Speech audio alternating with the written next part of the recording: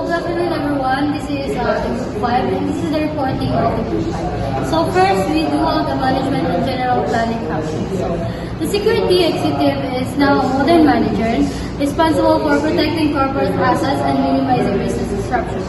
So nowadays, the security executives more focus on responsible for protecting corporate assets and minimizing business disruptions. Unlike before, practitioner is more focused on apprehending criminals and expertising weapons. So next is cost effectiveness. So cost effectiveness is a key spending wisely with ensuring security measures align with the business goals. So it means spending enough money to get a good resources without wasting any money. So it also means that every expense should be important and a very needed expense. Next slide. Security planning and policies. Planning prevents problems and it ensures security aligns with the company objectives. So security planning is very important because it is one of the key factors in the successful management of a security program. So we do have the methods of planning. First, we do have the blueprint, which is based on vulnerable assessment. This is when they assess the vulnerability and risk of the company or the buildings. And next, we do have a comprehensive plan. So if after they assess the vulnerabilities, they make plans such as emergency response, policies, and procedures. Next one is the action plans. When the plans, when it's done planning, they should take action, just like tasks, responsible officers, and time frames. So next is security policies, guide decision making, and vary per organization. So it guides decision making and it varies per organization. And in security policies, there are types of registrations which are non-union company, ununionized company, and information security. First is non-union company. It focuses on employees, loyalty, and property protection. So we simply value their employees and it encourages teamwork for the company's employees. Next one is ununionized company. It is a strict anti-theft and protection places. So this one is a very strong policy, example to prosecute those people who steals. And last one is information security. It limits access to confidential data on a need to know basis. So which means only those people who are allowed to see it are the people who can access the information. Next is operating level policies. So security policies should be clear, flexible, and aligned with the company's objectives. Which means that security executive must have a detailed and specific procedures, just like access control, key control, bomb threat handling, security executive. So security executive must in short, it should be easily to understand and it should be as short as possible. Brada. Okay, organizing. So an organization is orderly arrangement of manpower and material resources to effectively carry out their intended purposes. So we're going to talk about the organizational relationship. So first, we're going to talk about the line authority.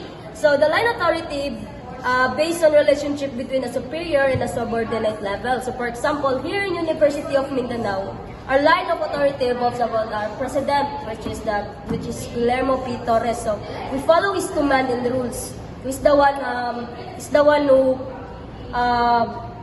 give rules, and we're the one who follows.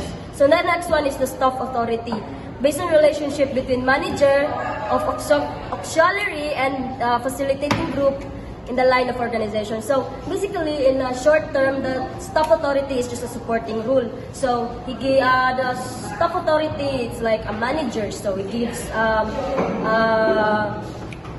supports, assessments, and sometimes they give what do you call this one?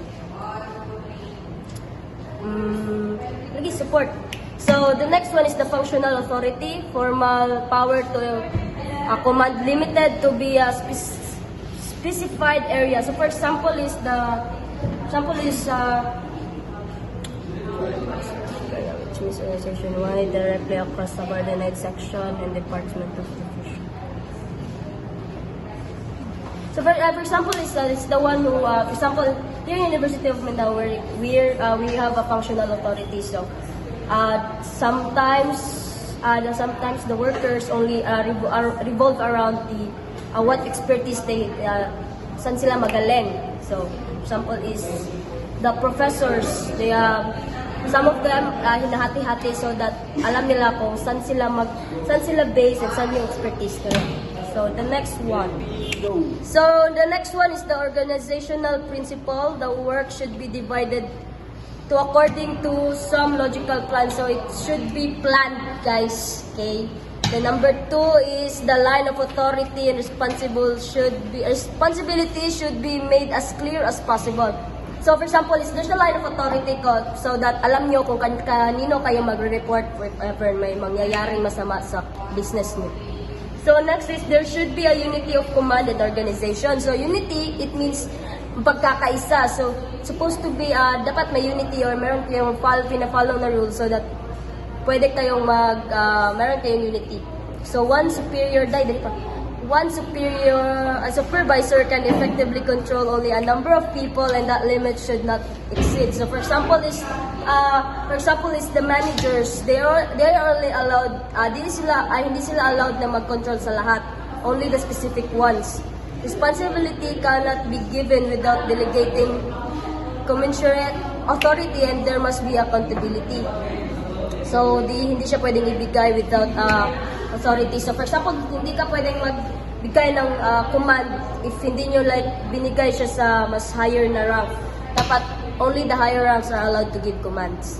So all effort and subunits and personnel must be coordinated into harmonious achievements and organization subjects. So dapat like unity, dapat coordinated na.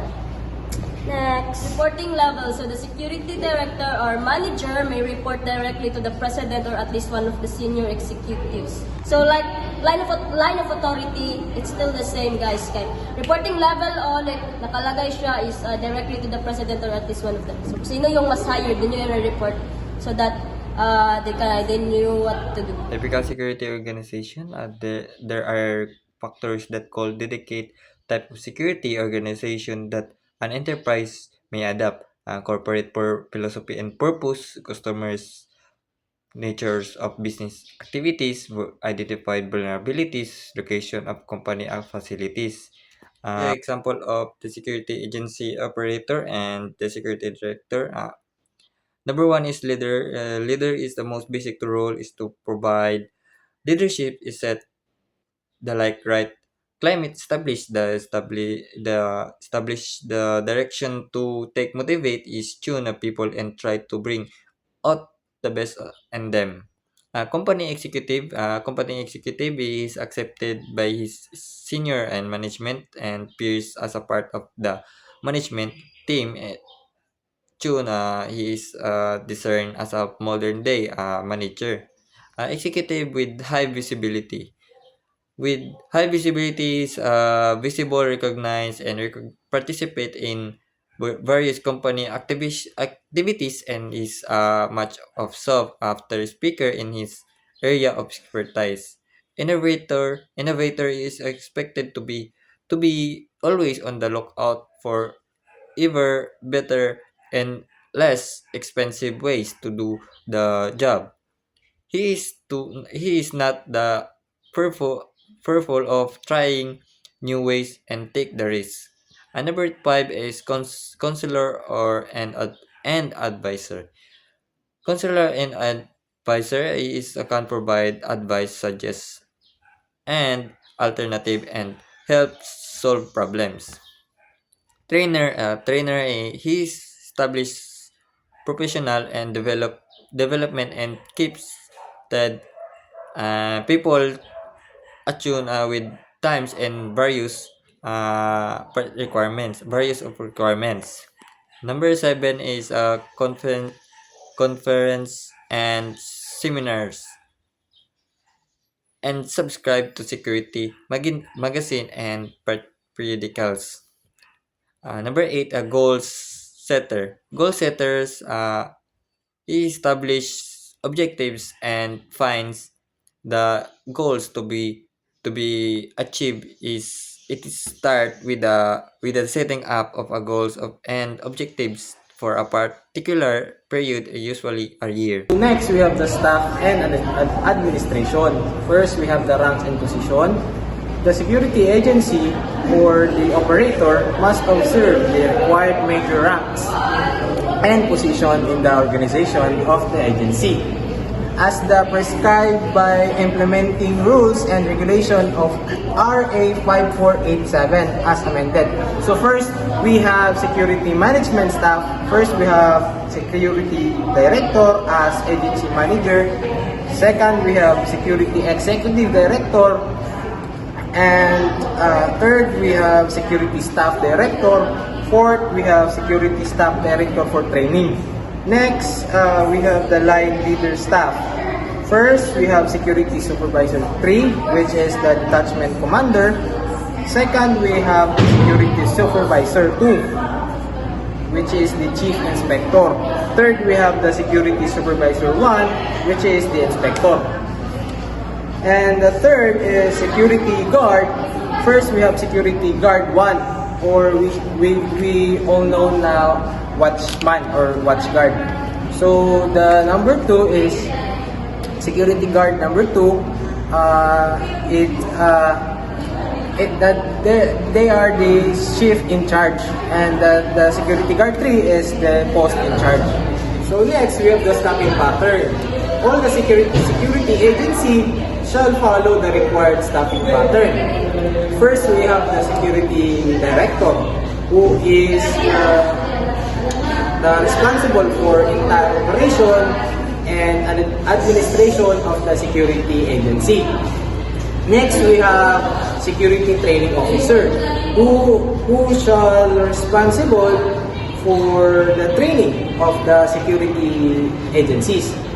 Third, we have the staff director for operation, is the staff assistant of the security manager for the efficient operation of the agency.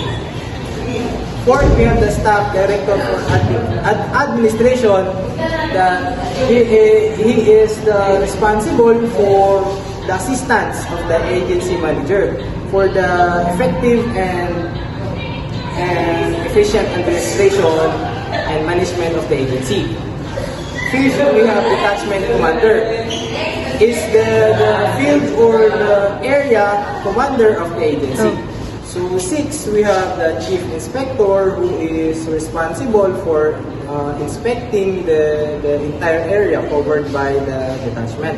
Seventh, we have the security inspector, who is responsible for area assigned by the chief inspector of the detachment commander. Eighth, we have the post in charge, who is responsible for the entire detailed security office within a certain establishment. Lastly, we have the security guard, who is the one we actually know for the post watchman or guard. Implementation and problem solving in audit inspection. So first is staff management responsibility. It should always be interested in the implementation of any security program. So they are the one who are responsible for implementation of the security. Second is involvement of others. Non-security employments can contribute to its success in the implementation of security program. For example, cashiers, janitors of the establishment. Third is setting priorities and meeting schedules. So time and prioritizing is very important in setting priorities and meeting schedules. So fourth is drills and rehearsals. Fire drill, bomb threat, and handling in response to robbery. So we should take bomb as serious in case of emergency. So validation and updating plans. It is necessary adjustments sometimes need to be made in security program. So lastly is program evaluation. Issues need to be addressed such as cost effectiveness and etc. So in problem solving and decision making, so the successful security execute is a problem solver. So first is clearly defining problem. He is able to define and clarify issues involved. 2 is gather information. Gather information through research and interview. So third is interpretation. Gathered information is put together and ascertain the meaning. Fourth is developing solution. The security executive may come out with a solution and several alternatives. Fifth is selecting the best solution. Security executive select the best and practical solution considering to long or short-term effect. Six is putting the solution into operation. One of the most appropriate solution is chosen and implementation is next. So the lastly is evaluating the effectiveness. So all of these techniques and decision making should be evaluated so that we know the lack or loopholes of in decision making. So these are some pitfalls in decision making. First is jumping into conclusion. Second is accepting the first choice. First choice is the best, but there are many options in decision making. Third is accepting the easiest way out. Fourth is procrastinating and letting prejudice and emotions influence. We cannot let our emotions in decision making because it will make the planning disaster. So failing to get the facts and failing to weigh the alternatives. Failing is considered consequence and fearing to take risk and assume responsibility. So these are the factors affecting a decision.